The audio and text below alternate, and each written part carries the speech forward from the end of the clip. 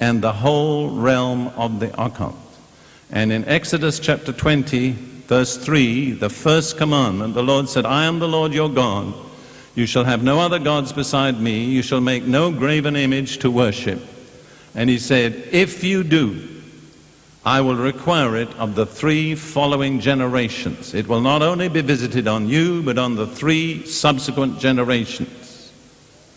So you understand that you may be struggling with something in your life here tonight which is due to your grandfather or even your great-grandfather or your great-grandmother or some other ancestor. Do you see how important it is to diagnose and identify the problem?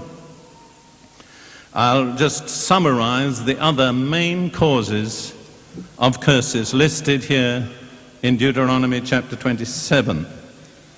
First of all, as I've said, idolatry and false gods. Second, dishonoring parents. And that's very, very important.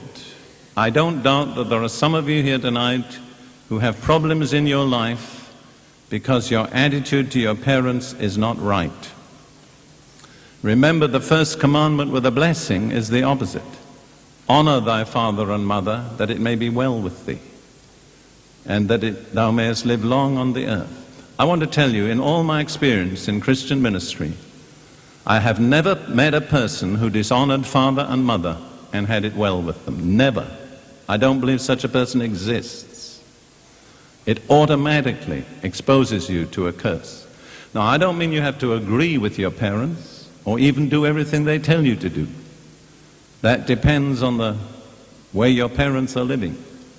But you have to honor them as your parents. It's the first commandment with a promise of blessing. You understand? I don't know how many people I've met whose lives have been straightened out when they straightened out their attitude to their parents. And I think of others who never did it and who never were blessed. I think of one member of my family who's dead. He died of cancer at the age of 40.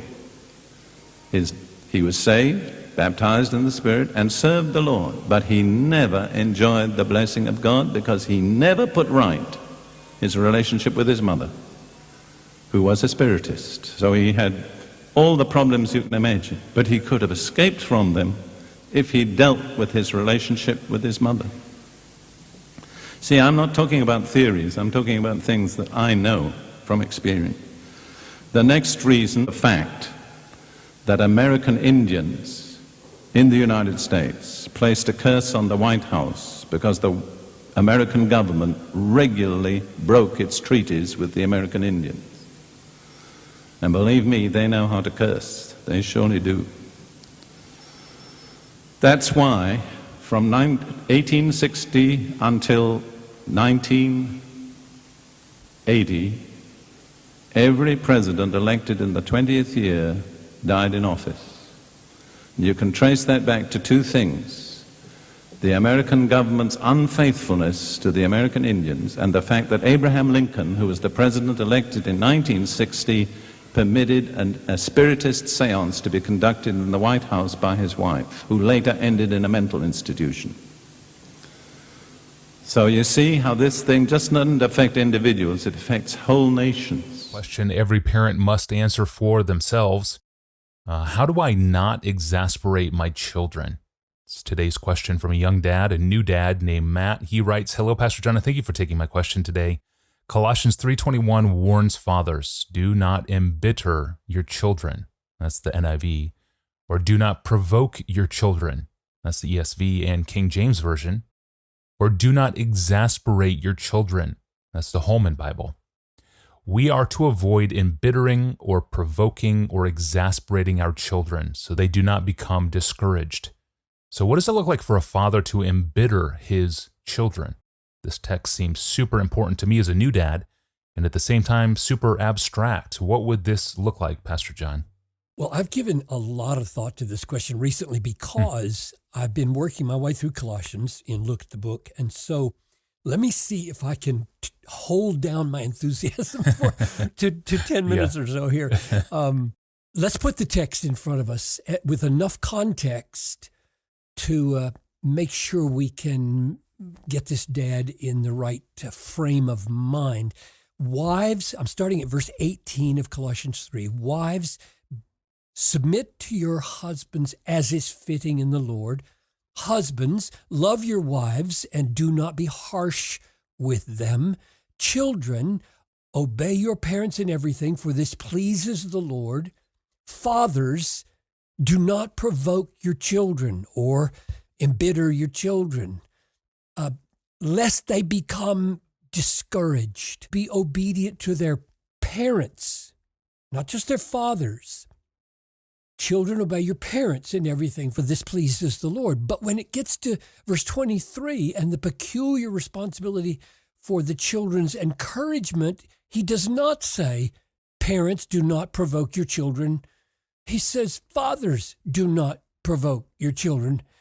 And of course, mothers shouldn't provoke their children and discourage them either, but All right, so you're going to see right here, I was basically telling my mom I couldn't keep giving her money for her store, her clothing store that she selfishly made off the shoulder of her 16-year-old son and her boy toy. And yeah, as you can see here, I was very respectful. But then her response, you're going to see she's actually going to basically disown me and cut me off. And then she didn't let me see my little sisters later on until I gave her $5,000. And then that's when I was allowed to see my little sisters again. But look at this, calling me all this stupid stuff when I had no problem helping her with rent or anything like that for the house she was living in. But I was like, I'm tired of funding this store. You're getting six figures out of me for this store and whatnot. Always hounding me for money, telling me you're going to give me my money back this week, that week, next week, this week. And then she actually took $20,000 from me without even asking.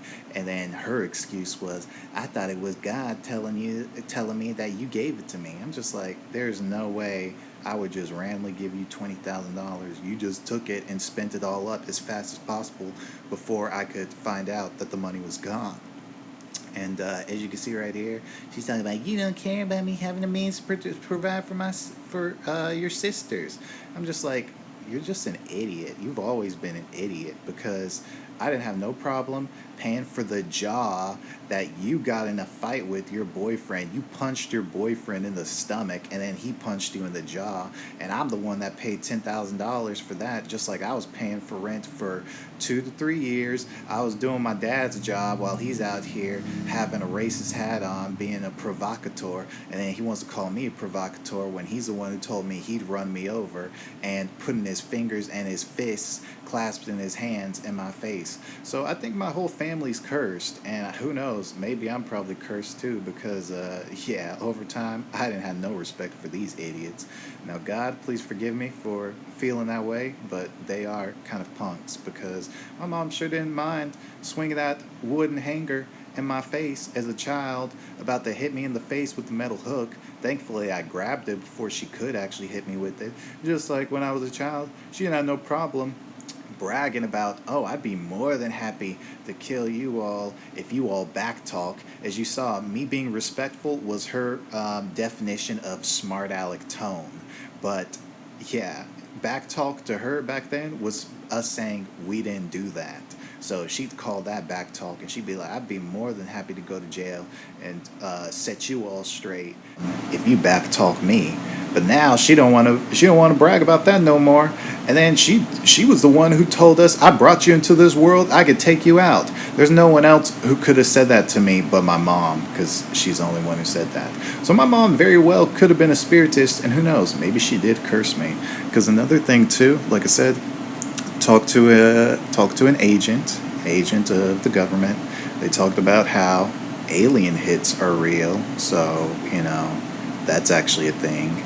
And then also too, talked to a soldier as well who was working with Navy SEALs and whatnot, and he said can't confirm or deny because it's actually classified information, but kind of basically, insinuated that you can send voices to someone and make them lose their mind, like basically sending schizophrenia spirits, which I've posted other videos about in the past. So who knows? Maybe my own family put the schizophrenia spirits on me. No, it sounds crazy, but you got to realize the world is way beyond your scope and way beyond my scope too. Have no idea what people can do, but as you all can hear, people do curses, and you sure did hear my mom or read what my mom said, so who knows. I think of one member of my family who's dead. He died of cancer at the age of 40. He was saved, baptized in the Spirit, and served the Lord, but he never enjoyed the blessing of God because he never put right his relationship with his mother, who was a spiritist. So he had all the problems you can imagine, but he could have escaped. I hear? See there? Because You you hear know me? you're lying. Can you hear me? You know you set me up. You know you're lying. So what do you want? What are you gonna do? Explain Come it. on. See there? What are you Explain gonna it. Explain it. Yeah, you wanna see how crazy I fucking am? Go for it. Come on. You're the one What? who say you're Come crazy on. now. What? Move, You're trying to bitch. intimidate- Move. Oh, you're trying to intimidate me. Hey, what do you want? You're Oh, fucking you're trying to bothering me, motherfucker. Nah. You bothering See, me. nah, you've been setting me up this whole time. So what are you gonna do about it? Why'd you do? If you don't like what you see, Yeah, you keep moving to the next store or the next window. You coming a little too right? close to me again, dude, with your little clapping and what? in the So face. and so you whatnot. ready? You ready for some mental health right now? Is that what you want? Oh, well, yeah. What you mean by mental health? that what bro? you want? You trying to knock me out with some mental No, health? I ain't trying to knock you out. Oh, you talked about it. You back the one then. acting like, hey, it's too close. Dude, if I was What's gonna up, jump you, I'd jump you like that. Oh, yeah? We'd be done right now. Yeah. If I wanted to jump you. Yeah. I don't want to hurt nobody.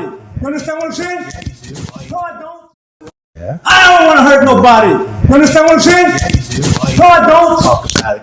Why'd you say you run me over? Son, I There made a you go. mistake. There you go, bro. You fucking trying to make me kill myself.